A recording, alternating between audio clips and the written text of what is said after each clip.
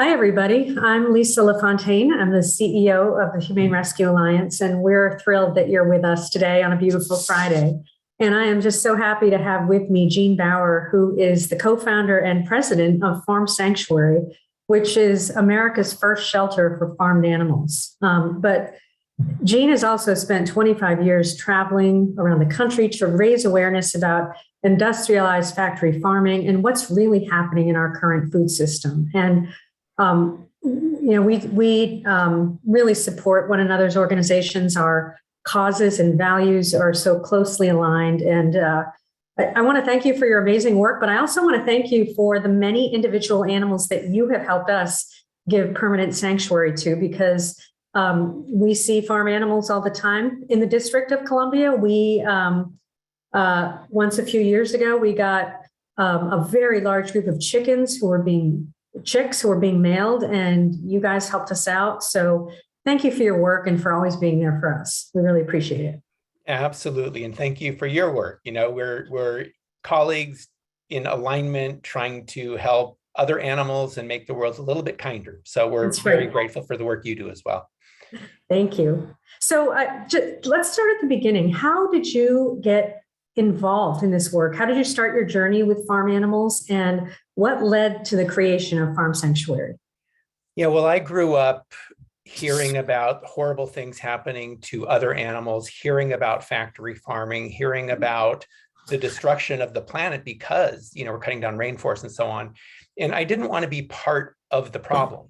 And so I started investigating it more deeply, learning about the cruelty, and started actually going into places to document what was happening, to see it firsthand, because I felt that reading a book was fine, but it wasn't as real as actually witnessing. So started going into places and finding living animals literally thrown in trash cans or thrown on piles of dead animals. So we started rescuing them. And that's how the sanctuaries began. But it really started out of investigations to document and expose the cruelty of factory farming. And our simple kind of thinking at the time was that if we went in, documented the cruelty, showed people what was happening, most people would not want to support it, and they would all go vegan. So again, that's pretty simplistic. There's a lot more to it. I think education and awareness is part of it, but I think systems and structures are also part of it. But it was investigations that led to rescues, that led to our sanctuaries. And I think so many people can't look at this issue because they think it's hard to look at. And I can't imagine any harder way to look at it, especially for someone that cared as deeply as you, than actually going in and seeing it firsthand. How has that affected how you communicate these issues, how you show imagery, the stories you tell in your advocacy work? It really is a tough sort of balance, because showing images of horror over and over again is very disturbing. It's very upsetting. It turns people off. Sometimes it even, in some way, hardens people because they have to put up a shell to not look at it. So I think it's important to show what is happening, but also to have some hope around the horrible circumstance. And this is where animal rescue can be so important. It provides hope. Yes. And for us, when we were doing these investigations, being able to come home with an animal and watch that animal heal kind of helped us to heal, because seeing that horrible stuff over and over and over is really, really difficult. But I've also kind of come to recognize that people in the factory farming system, people working in slaughterhouses, are also sort of caught up. And they're not necessarily bad people. They're certainly doing bad things. So this is where, again, I think, need to step back, look at the machinery, look at the systems and structures in place, and change those, and create opportunities for people to make a livelihood in agriculture without exploiting animals. In listening to you, I'm struck about just how similar our histories have been as organizations, that we also started with investigations, and then we moved to direct care of animals. And that caused us, the individual stories, knowing those animals, seeing their cruelty firsthand, made us then want to advocate for and educate people. And I'm just wondering, that's how you get reforms, right? At the local, state, federal level. And what was that evolution from direct care into advocacy and legislative work? Well, it happened very early on. When we first started, we were living in a little row house in Wilmington, Delaware, that one of our friends let us use. And so we were rescuing animals, and they would be in the backyard while we rehabilitated them. And then we would place them into homes where there was more space. But the kids in the neighborhood used to come by regularly and ask about the animals. And so the individual animals and their stories from the beginning, had an impact on people who got to meet these animals. And so, the fact is that we cannot rescue ourselves out of this industrial agriculture problem. We cannot rescue ourselves out of, too many cats and dogs on the streets.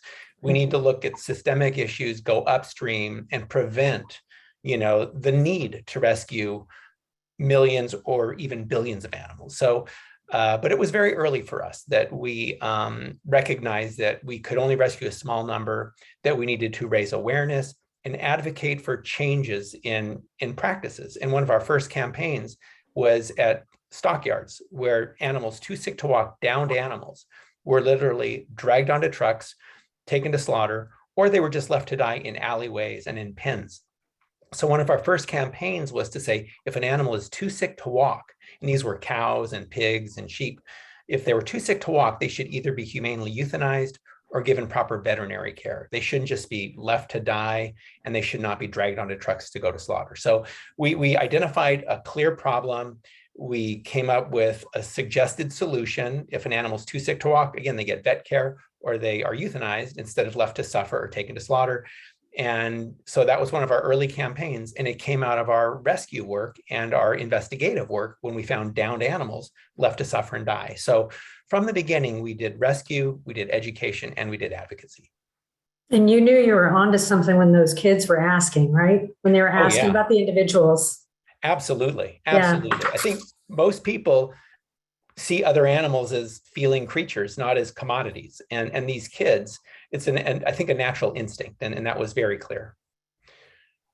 So I think about this a lot with our work, which I think is so intertwined with your work, which is you need the individual rescues and the individual animals, both to uplift the people who are doing the really, really gritty, hard work and seeing the hard things, but also because you feel compelled to help individual animals, and people need to hear those individual stories. And yet the advocacy can help degrees of magnitude more. And I wonder just how you balance that, and what have been some of the legislative victories or the advocacy victories that just continue to live for you and be really present. Yeah, well, as you say, telling the animal stories is really uplifting for people when there are rescues and animals survive abuse.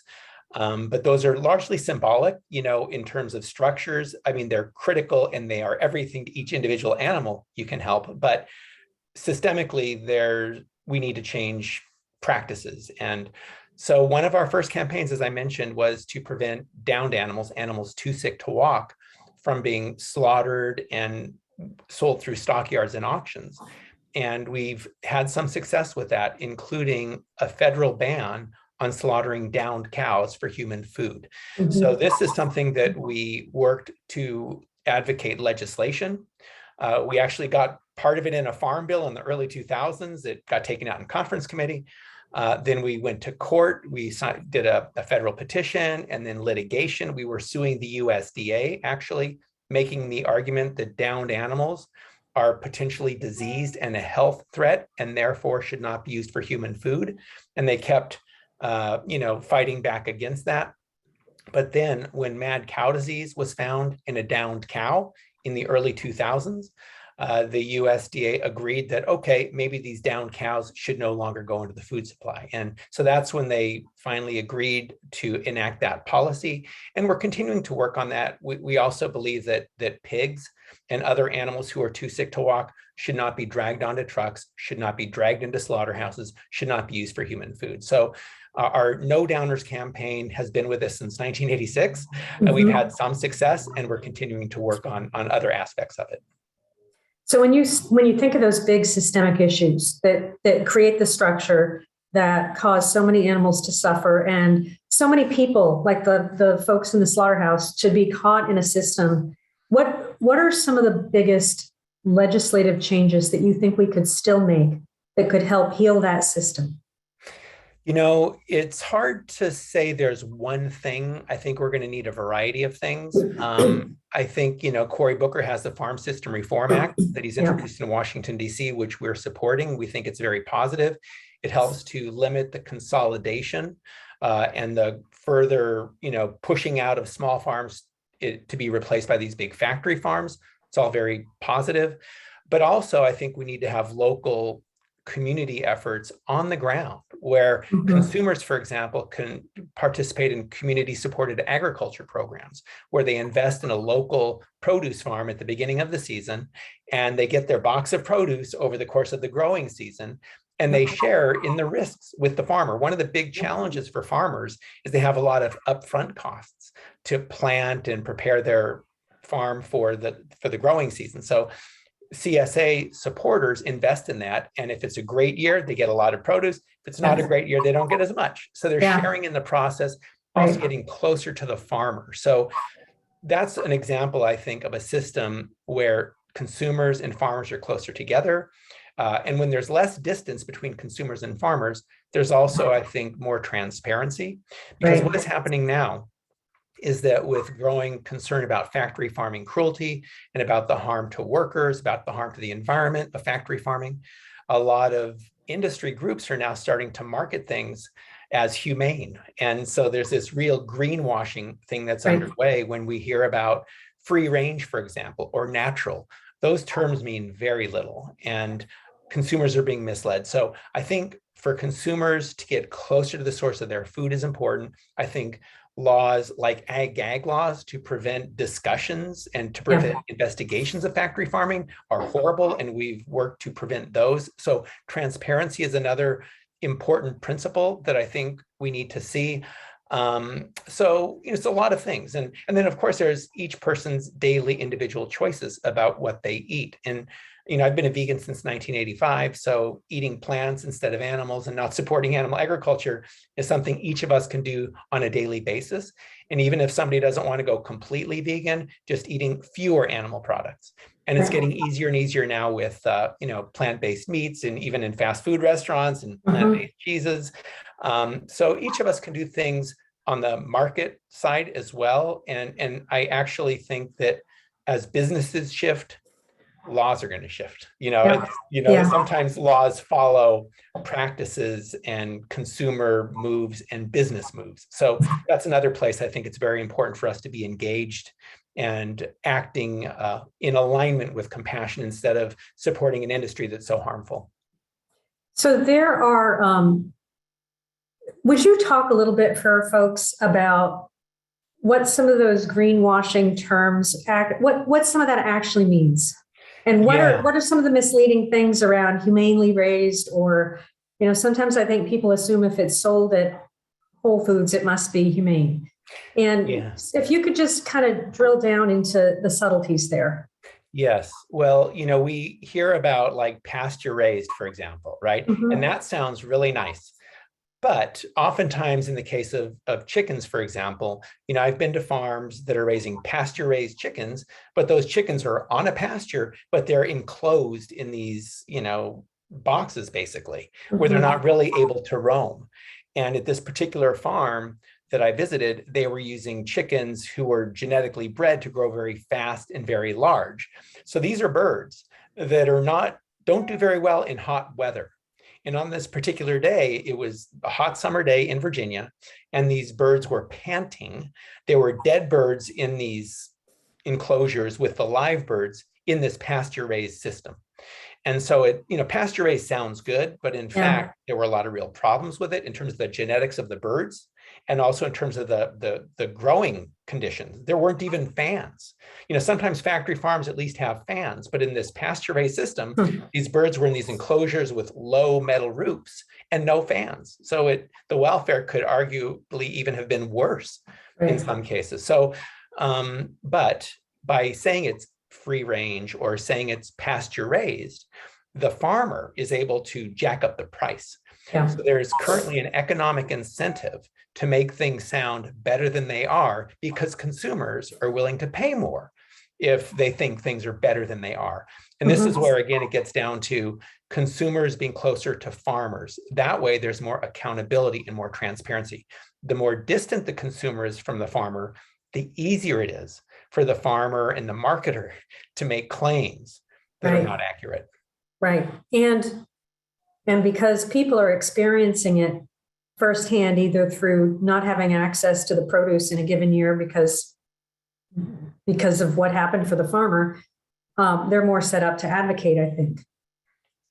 Yeah. And I think being close to the system, understanding the source of our food is very valuable. And there's other things that happen too in industrial agriculture, where you have these huge corporations that exploit and appropriate the labor of people and the land, in some cases, of desperate small farmers. So contract poultry growing is a good example of this, where you have, Tyson or Purdue or one of these big operations, integrators they're called, that will talk to landowners in the country, and usually in the Southeast, who are having a hard time economically. And the company will make a promise that you'll get a check for X amount every month if you just do this, grow these chickens. But what usually happens is that the landowner goes into debt to build chicken barns to the specifications of the company, and then is completely dependent on that company for the chickens and for the income to pay the cost of the loan for those chicken barns. So they end up almost as indentured servants on their own property. So they've provided the property and the capital. They're responsible for caring for the birds, so they're providing all of the labor. And then they also then inherit the dead bodies and the waste and the manure on their property. So they're now absorbing that cost as well. And then when you have these poultry integrators marketing their chicken products, they will say that the birds are raised by family farms. So they're now also appropriating the identities of these people who they're exploiting. Same thing happens in the dairy industry, where many small dairy farmers have really been struggling. And so the big factory dairy farmers talk about, the poor small dairy, we need more government money. So they're appropriating their experience and their identities to support these big factory farms that are actually putting the small farm out of business. And, when we look at government subsidies, there was a report a few years ago that came out that showed that 73% of dairy industry income came from government programs. 73%, not sustainable. But so the factory farm people joke about farming the government, which is what they do. So if we can shift, so back to your earlier question about what can we do legislatively, stop subsidizing factory farming. That would, I think, have a big impact. Yeah, and I think, I'm not sure how many people know this, but if you take a ride on the Eastern Shore, very close to us in Washington, you see evidence of this indentured farm economy, because there are all these properties that people have had to abandon with huge former chicken barns on them. I mean, there's still a lot of chicken facilities on the Eastern Shore, but there are a lot of deserted ones as well that I think are victims of this system that you're talking about. The people, the families were the victims of the system. That's absolutely right. And, what these integrators also do is they play the growers off against each other. So if, say, I build chicken barns in 2010, for instance, 10 years later, those barns are older. And so now I'm going to be required to spend money as the landowner to improve those barns, or the chicken integrator will go find another small farmer to build new barns, right? So a lot of these older barns and the people who spent money to build them end up unable to continue that activity. And so you have these abandoned buildings. Absolutely. That's a big problem. So there is a bright spot, though. There are some small farmers who are making it work, running their farms and caring for animals humanely. Tell us about some of those bright spots. Yeah, well, I think there is a growing awareness and interest in that, but the vast majority of animals raised for food still do live on these factory farms, and I think what is also, besides, people raising animals in conditions that are better, There's also a big push, I think, for plant-based agriculture, which to me is extremely exciting. And there's even a whole veganic agriculture movement underway. And there are some farms that I have visited. There's a place called Grow Where You Are in Atlanta, for example, where they're growing produce in urban areas where people need it. There's another similar veganic farm in Mesa, Arizona, in a very dry area. And they're actually building soil and providing produce to the local community through the local farmers market. So you have these really exciting examples of agriculture in a way that does not cause unnecessary killing of animals for food, but it's also very efficient. We can feed many more people with less land and less resources through plant-based agriculture. In the US, 10 times more land is used for animal agriculture versus plant-based. So I think, each consumer needs to make their own choices. Each farmer ultimately needs to make their own choices. But from where I sit, the best approach is to be raising plants for food. Because right now what we're doing is actually growing tons and tons of corn and soy, including cutting down rainforests to grow soy to feed animals who are then slaughtered for food. So it's an incredibly inefficient system. Yeah. So one thing, this, but I'm really proud of the fact that HRA and WHS before us have had a vegan food policy for nearly 20 years that we defend vigorously. And so many of my colleagues still serve meat at their galas and don't think it's possible to have these events without them. But I think if you just set your belief that this is what you're going to do, and are honest and transparent about it, people embrace it. And we find that when we have a big gala, the chefs absolutely rise to the occasion, trying to come up with a vegan menu. And you've been to some of our events. I think the food is pretty good. I was just at the last Bark Ball. It was great. Yes. But the power of the individual is important, and personal choices, like you can make the choice to be humane every time you pull up to your table and put your plate down. And as you mentioned, some people can make the choice to absolutely eliminate all animals. Some can just substantially increase their plant-based eating. Talk a little bit about just dietary choices and how you think we can inspire people to have more humane dinner plates. Yeah, well, I think the fact that HRA has a policy where their events are always vegan is excellent. It's a very positive example. And as you say, chefs and others sort of step up. And, we have found that as well at Farm Sanctuary. And so I think leading by example is one of the most important things we can do. And showing people that eating plant foods is not that hard and it tastes good, which is another thing that, events like the Bark Ball demonstrate. But, food also is very emotional. And so it can be very challenging to talk about these issues with people. And so I think we need to be gentle, but honest and transparent. And we can't tell others what to do, but we can lead by example. And sometimes the best thing we can do is bring great vegan food to events with people who have not tried it and just show how tasty it is. And because this can be very emotional for people, we don't want to come in wagging our fingers, and we want to be very careful not to, make people defensive or encourage, So we want to just, one of, I think the most important things is find common ground and build from there. So everybody eats. So what do we eat? And if there's good food we can share together, that's a great way to build common ground. And if people start eating vegan food and enjoying it, they're much more open to hearing the ethical issues. So many times when I've raised the issue of cruelty of factory farming, people say, don't tell me, I don't want to know, and they say, I could never go vegan.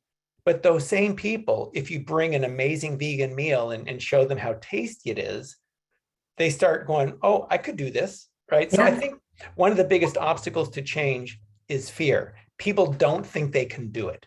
And if they don't think they can do it, and they hear about these horrible things happening, I think sometimes they feel emotionally stuck, that they can't do something but they're participating in a horrible thing and they don't know how to get out of it. So Right. I think showing that it's feasible and providing alternatives to the factory farming system is a great way to create individual change, and modeling it and being a positive example, being supportive of any change in the right direction as well. So again, I've been vegan since 1985. And as an early activist, if somebody told me they stopped eating veal, I might say, well, what about dairy? Because the veal industry is literally born out of the dairy industry. Today, what I would say is that's great that you're not eating veal anymore, and celebrate that step. Yeah. And then hopefully as time goes, encourage additional steps, because Yeah. little steps often lead to bigger ones over time. And I think if you build trust with people and stay in a relationship with them, you're more likely to be able to have that conversation. I think that's absolutely right. You want to build connection, you want to build bridges, right? Instead of putting up walls. And you can be very healthy eating a plant-based diet. One of the things my daughter did that I was most proud of is she's a cook, and a really good one, and she makes beautiful plant-based meals. And her husband grew up in outside Atlanta in a family that ate a lot of meat. And he actually, the first time I met him, he thought macaroni and cheese was a side dish, or a vegetable. He thought it was a vegetable just because anything that wasn't meat was a vegetable. And she encouraged him to eat plant-based, and he actually turned to plant-based eating while he was training for an Ironman, and did it. So you can feel really good and be really healthy. Absolutely. I mean, and some people have these misimpressions that you can't be healthy as a vegan. So this is where if you can demonstrate you can be, it's so important. I was actually interviewed by Tucker Carlson a few years ago, and he was, talking about, vegans are skinny and they can't, perform athletic feats. And I said, well, actually, the only US male weightlifter to qualify for the Olympics in Rio a few years ago was vegan. Yeah. And that kind of stopped him in his tracks, said, oh, I didn't know that. So just, I think having these examples of vegans who are performing at a very high level is very positive. And there's that film Game Changers that I think makes that case very well. So there's a lot of great information out there that's available to dispel those kinds of myths about vegans not being very healthy. And each of us who are vegan, I think it's important to try to be a good example of that as well. So one thing I want to talk, you hit on this a little earlier, but just talk about the impact on the environment of factory farming and the way that most folks are eating. Yeah, no, this is something that is thankfully being discussed more frequently now. There's more awareness about it. There was a UN report that came out a few years back called Livestock's Long Shadow, where they talked about how animal agriculture is one of the top contributors to the most significant environmental problems on our planet. Including the loss of biodiversity, including the climate crisis. The report talked about how animal agriculture contributes more to the climate crisis than the entire transportation industry, for example. There was another report that came out not too long ago looking at life on Earth, and they found that of the mammals on Earth, only 4% live in the wild. 96% are either human or domesticated, mainly farm animals. And that's because raising farm animals for food requires enormous amounts of land. So we're destroying ecosystems, we're destroying biodiversity, we're causing extinctions of species to raise billions and billions of farm animals for slaughter. And so this is an industry that is having significant consequences on our planet that affect us all, whether or not we recognize it, affect animals in the wild who are losing their homes. Again, it's because it's incredibly inefficient. It's a lot more efficient to grow plants and to eat them directly instead of to grow plants and to feed them to animals. So shifting away from animal agriculture would allow land to be opened up for wildlife. It would allow land to be opened up for regeneration, to sequester carbon, to help mitigate the climate crisis. Yep. So and then you also have communities that live near these factory farms in places like North Carolina, Yep. whose water is polluted, whose air Yep. is polluted, who are suffering health consequences as a result. And oftentimes these are communities in BIPOC areas where Yep. you have people that have been historically disenfranchised that still are, and you have these factory farms literally spraying manure on their houses. Yeah. And so there's also a social justice issue here. But you have people, again, living in these communities who are suffering the consequences of factory farm pollution Yeah. very directly. And I believe that um, there are significant populations of BIPOC communities that are lactose intolerant. And so insisting upon milk and pushing milk out becomes another equity issue. Absolutely correct. Yes.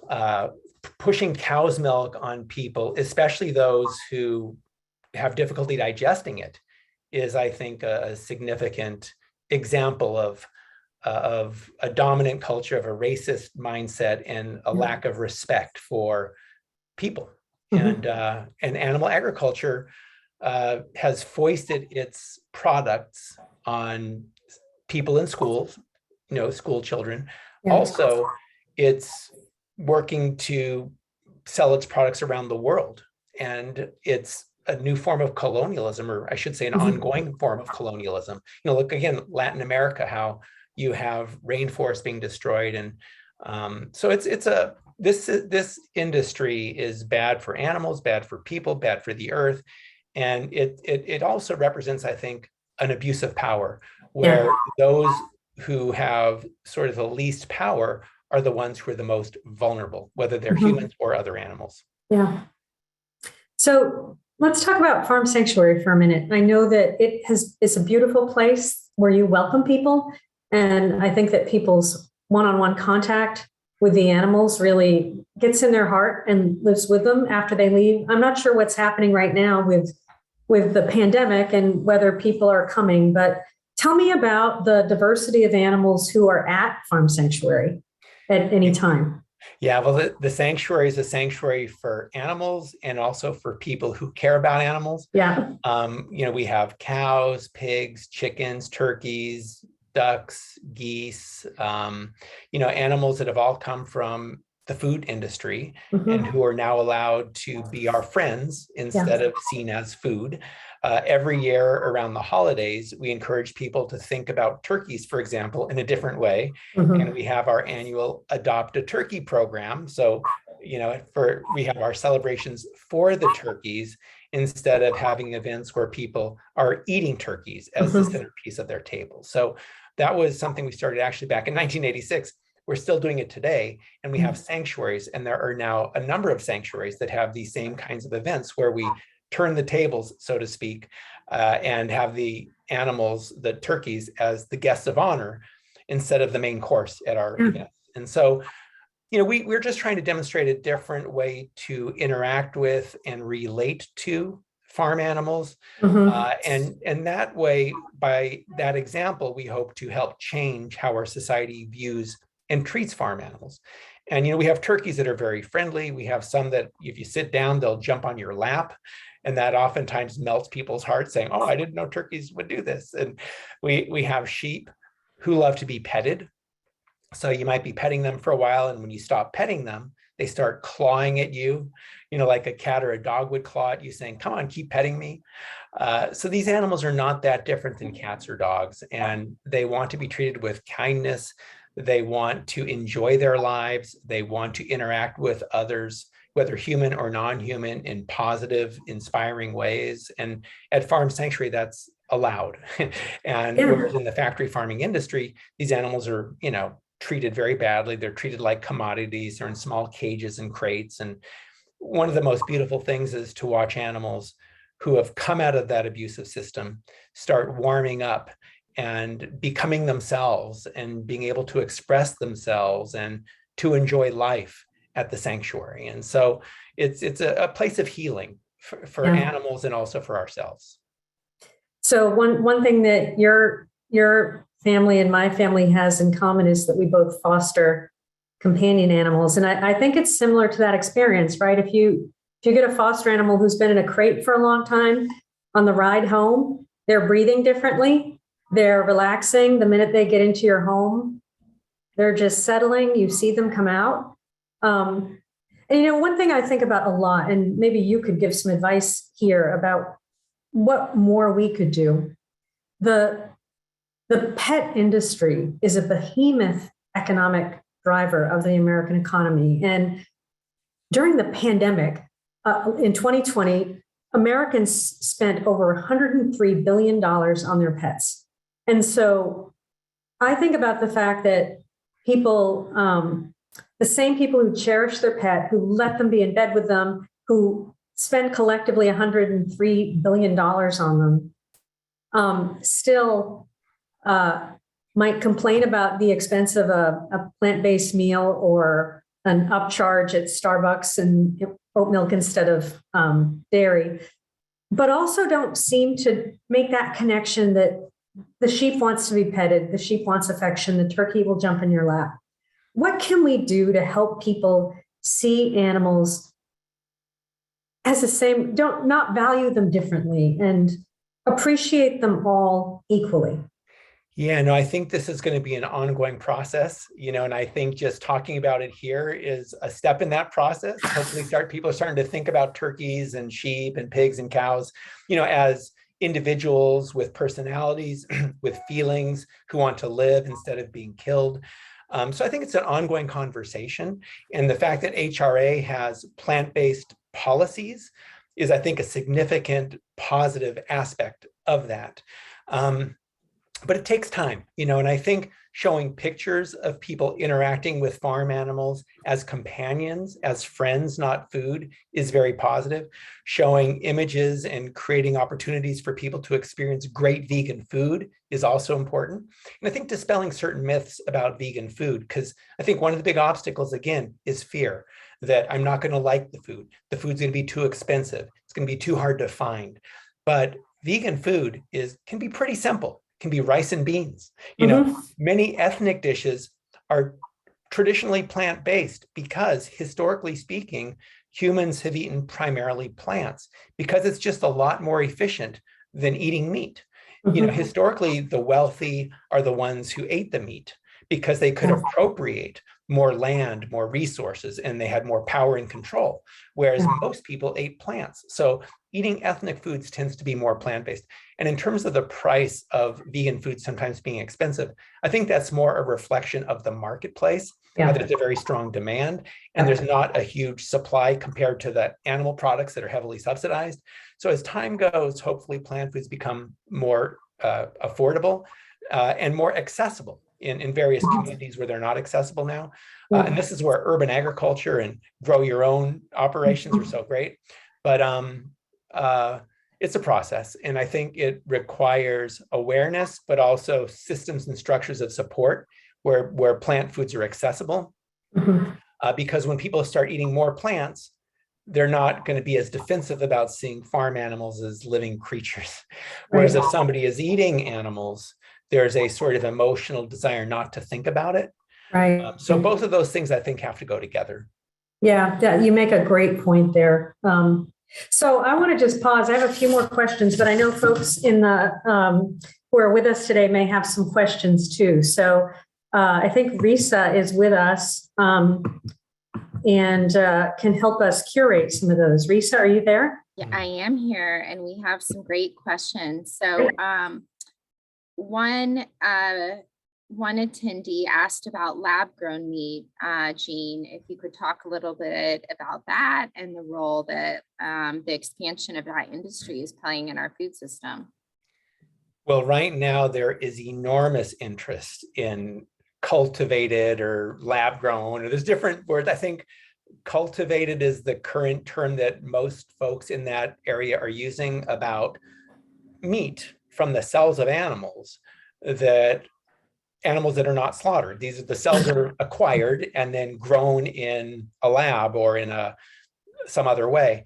It's still a fairly early technology, but if this became widely available, it could, go a long way to replacing animal flesh and creating an alternative where animals are not slaughtered. So I think it's one of many positive things happening. There's also plant-based meats already on the market, like the Beyond Burger, the Impossible Burger that you can even get at a Burger King. And then there's also just sort of the simple thing of eating beans or other plant-based protein sources. So there's a lot of different ways towards this. And cell-based or cultivated meat is one of them, but it's still kind of early in the process. Okay, well, we have another question about legislative reform for farm animals, especially incremental changes to improve the lives of animals on farms. How do you feel about that? Is it validating these systems when you're just incrementally improving the confinement and giving animals more space? I think that's a conversation that's occurred for years. And my general feeling is if you can make a system less bad, that's worth doing. And we have supported many efforts over the years to prohibit the most intensive confinement in crates and so on. But I also think it's important that you discuss these issues and message them accurately and not overstate the benefits of a cage-free operation, for example, versus a battery cage operation. I think we need to say that battery cages are horrendous. And this is where chickens are confined so tightly, they can't even stretch their wings. And there's other confinement systems that are similarly cruel that it'd be, I think it's good to ban those and make them illegal, which also then starts to create a discussion about who chickens are and what obligations we have towards them, that we should treat them with respect.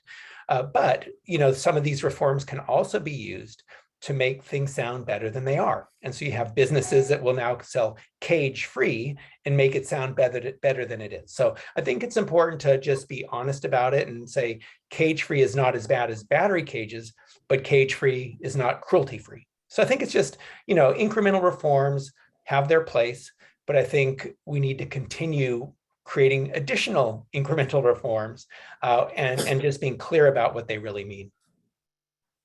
Hey, thanks. We have a question from a dog trainer asking about how she can humanely feed both her cats and her dogs. Ooh, yeah. Dogs can actually be vegan. And so we feed our dogs vegan food. And sometimes I would call them freegans because there might be, a friend who didn't finish their meal and there might be some animal foods in that our dogs will end up getting. And that might be a solution for cats, actually, if you know people or that don't finish their meat dinner, if they would let you feed that to your cats. But otherwise with cats, it can be quite a challenge because, I understand they're obligate carnivores. And this is where cultivated meat could also play a very important role. Assuming that cats do need meat, this cell-based meat might be an option for them in the future. Okay. So we have a question about going back to small family farmers. Someone referenced Joel Salatin, of course, from Polyface Farm and others who are focusing on this regenerative type agriculture. As you're looking at the biggest impacts to the climate and animals, what role do they have in creating a better system? I think the role that farms like that have is in many cases overstated. I think, you have these grass-fed beef farmers, for example, that talk about how they're sequestering carbon in the soil. But what they're not talking about is the methane that the cows emit through their respiration, which is a significant greenhouse gas. So I think that some of these small farms, especially those that market themselves a lot, I would put in the category of overstating the benefits of what they're doing. And by the way, the farm that I was describing, the pasture-raised chickens that were not treated very well was actually Joel Salatin's farm. So, and I also did a debate with him on Intelligence Squared US a few years ago with Neil Bernard, talking about whether or not we should eat animals. And thankfully, the vegans won the debate. It was an Oxford-style debate. So, But there are still small farms that, if they have fewer animals, if they're not being as bad to the earth, that is less bad. But I think it's also important to point out that we actually don't need to have animals in the production system. There's this bias and this belief that is encouraged, I think, by some of these smaller farms that you need to have animals in the system. And in fact, you can do veganic agriculture. So less bad is better than more bad.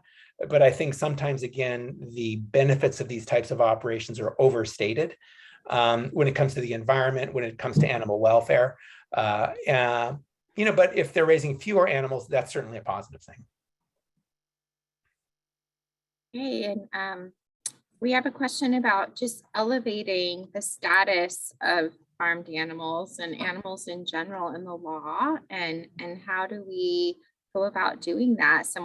One of the attendees asked about a constitutional amendment or some sort of legislative measure to elevate animals as thinking, feeling beings.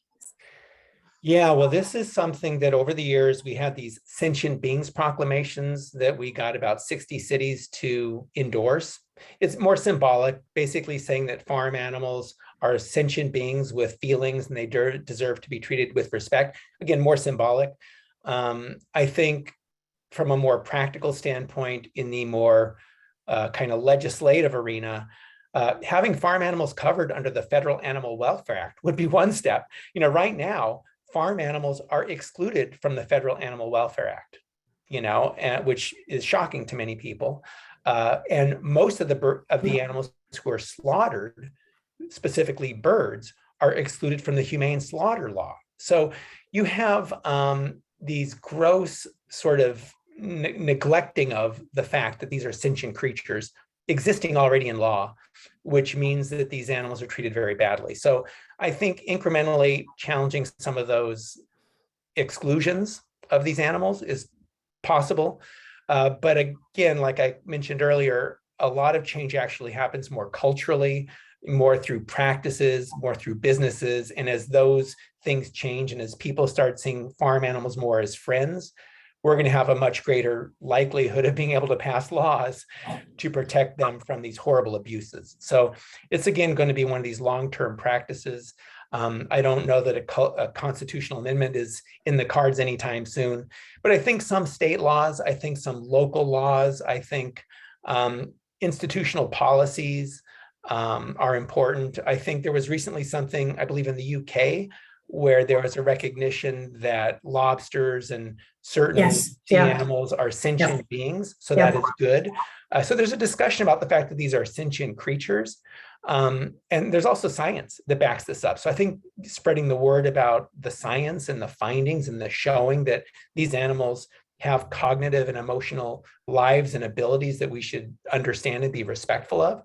But once we do acknowledge that they're sentient beings, and I think in the UK, it means you cannot boil lobsters alive, which is, better than boiling them alive, but do you still eat them, right? So it starts, we still need to address those fundamental questions.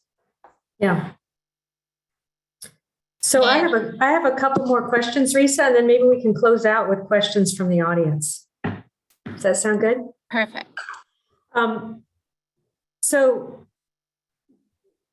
I think about this with our work. I'm sure you think about it a lot with your work. It can be very grim. It can be very hard to look at. But in terms of factory farming, there are a lot of bright spots. And I wonder, what are some things that you're seeing that give you hope? Well, what gives me hope is that, each time there has been an initiative on the ballot to ban a cruel factory farming practice, it has passed. And that has happened for years. And so people do care. People do not think it's okay to put animals in small cages where they can't move. I think that more people are thinking about these issues. And also there's a lot of investment now. There's a growing business interest in alternatives to the factory farming system. And that is all very positive, because I do believe that with business reforms, there will also be legislative reforms. Yeah. So being really practical. So you've been a vegan since the mid 80s. I'm sure I'm sure your practice and your tastes have evolved a lot during that time. But I'm just thinking about the fact that we're in the holiday season when people eat a lot and they have ideas about what typical holiday meals are. Tell us what you're going to be eating in the next few weeks and what's going to be on your plate during the holiday season. I'm not as much of a foodie as I really should be to do this work, but I will eat a lot of the side dishes, like green beans, sweet potatoes, mashed potatoes. I've not eaten stuffing for a long time, but actually had some really good stuffing recently. So that's easy. It's like breadcrumbs with spices, and yeah. One of my things I make, and this isn't necessarily a holiday dish, but it's actually in my second book, I included a recipe. It's for my scrambled tofu, which is a really nice Sunday brunch kind of thing. And so I like scrambled tofu. Probably not going to eat too many meat analogs this holiday season. I've done that in the past, but I haven't been doing it as much lately. But you never know, I might. And why is that? Is it choice or just circumstance? It's a little of both. They're processed and very salty, and I'm trying to eat a little bit more clean, whole foods. Yeah. But there's also, counter to that, there's this, vegan eggnog you can get, which is not the healthiest thing, but it's there. I haven't really made any specific plans, but I'll be eating a variety of different things and trying to lean towards more of the whole plant foods. And just for people who are thinking about being vegan and don't know what impact it might have on them socially, how have you handled over the years going out with people, going to their homes, doing it in a way that feels graceful to you? Yeah, no, that's one of the challenges, is the whole social aspect of it. And thankfully now, when you go out to restaurants, for example, it's easier and easier to find vegan food. And so if you're going to meet somebody out at a restaurant, maybe call the restaurant in advance just to make sure that they'll be able to provide a vegan meal. Because one of the big challenges is if you go to a meal and then there's the vegan asking 20 questions before people can order it, it can be a little bit of a frustration for folks. So I think just doing a little bit of advanced work, calling the restaurant, or if you're going to be having a meal at somebody's house, letting them know, and trying to be as accommodating as possible, and maybe even offer to bring something if it's difficult for them or if they're uncomfortable trying to make something. And the beauty of that is if you bring an amazing meal or an amazing dish, a lot of people will maybe try it and will learn how great vegan food can be. So I think just a little bit of advanced work and planning, but being graceful and understanding that for some people, this is a new thing. They might be uncomfortable or unaware or freaked out or stressed out about making good vegan food, and just understanding that and trying to make it as easy as possible for them. So my final question that I'd love to hear from our folks who are with us today is, I think one of the things that's most painful for me to see is food waste of animal products, because then those animals lived a horrible life for nothing. And I wonder if there have been any advocacy efforts to at least get at the waste issue, or, eat everything on your plate, or, take it and reuse it, give it to your friend for their cat. How could we do advocacy around that to get people uncomfortable with, maybe they won't change their dietary preference right away, but maybe they can't abide by the thought that they are throwing out something that had a whole life and a very hard life? It's a really, tragic reality, right? That animals live horrible lives and then end up getting thrown away anyway.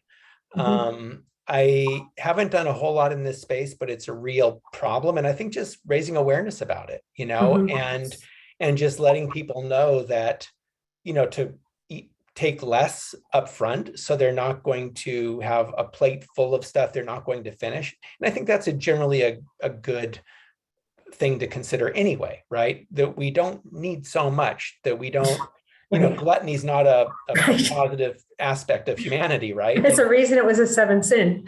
Right, so I think being mindful of that early on and not taking too much to begin with. But, if there are leftovers, especially of meat, then I think, trying to find another use, like for somebody's cat, for example, or for somebody else who might still eat it, so, but waste is in affluent countries like this, waste is very normal, and it's something we need to get, deal with and hopefully lessen over time. So I would love to hear, Risa, if there are any more questions from folks who are with us today. Sure. How about we close out with this question, Gene? You referenced earlier about the passage of ag-gag laws, meaning it's even more difficult than ever to find out what's going on these industrialized farms. So could you talk a little bit about if there's a continued role with these undercover investigations that your organization has done, and how can consumers find out what is continuing to happen? Yes, I think there is a role for ongoing undercover investigations and exposés of the reality of factory farming. There's been a lot of this done over the years, and I think for people interested in seeing, it's easy to just to Google, dairy farm abuse, or factory farming cruelty, or egg production, or pork production, or gestation crates, or veal crates, and there's a lot of video out there that's available, and I think those are important. I think people need to see that.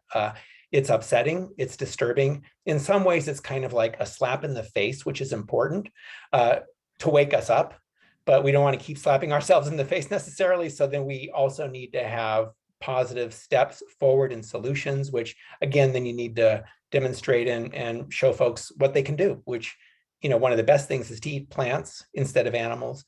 The other is to get involved with organizations working on these issues. And then just to do what you can in your own corner of the world. And again, a big part of that has to do with educating others, being a positive example, and trying to go towards plant-based if you're not there yet. So it looks like we're right on the hour, and I want to thank you, Gene, so much for being with us. Come back sometime and let's do this again. Sounds great. And thank you to everybody that was with us. I believe this is being recorded, so it'll be available for folks afterward. But thanks again for doing such important work, such visionary work. You've been at it a long time, and my hat is off to you. Thank you, Lisa. Same to you. And yeah, let's just keep taking it day by day and nudging forward. All right. Take care, everybody. Have a wonderful Friday and a wonderful weekend.